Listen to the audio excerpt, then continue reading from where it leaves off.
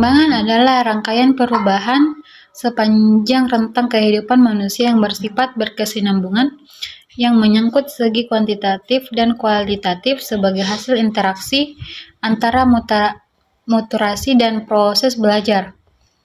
Kemudian perkembangan diartikan sebagai suatu proses ke arah yang lebih sempurna dan tidak begitu saja dapat diulang kembali.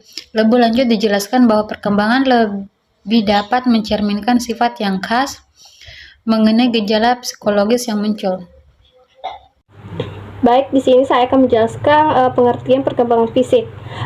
Perkembangan fisik peserta didik di usia SD meliputi pertumbuhan tinggi dan berat badan, perubahan proporsi atau perbandingan antar bagian tubuh yang membentuk postur tubuh.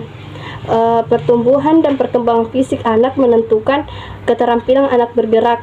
Pertumbuhan dan perkembangan mempengaruhi cara memandang dirinya sendiri dan orang lain.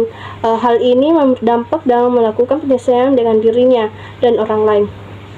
Yang pertama, pertumbuhan fisik, perubahan kuantitatif yang dapat diukur, seperti tinggi badan, berat badan, dan ukuran organ tubuh.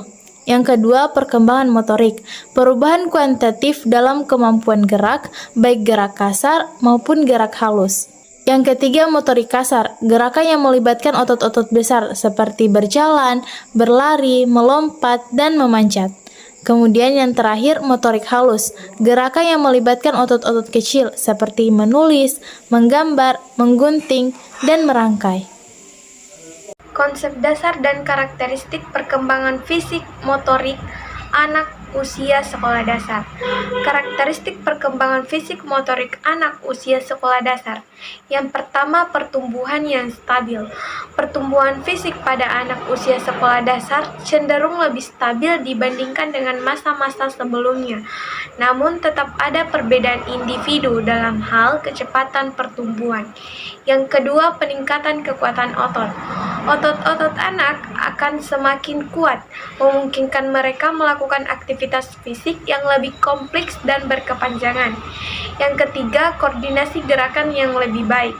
Kemampuan koordinasi antara mata dan tangan serta keseimbangan tubuh itu semakin meningkat. Yang keempat, perkembangan motorik halus. Kemampuan motorik halus seperti menulis, menggambar, dan menggunakan alat tulis semakin terampil.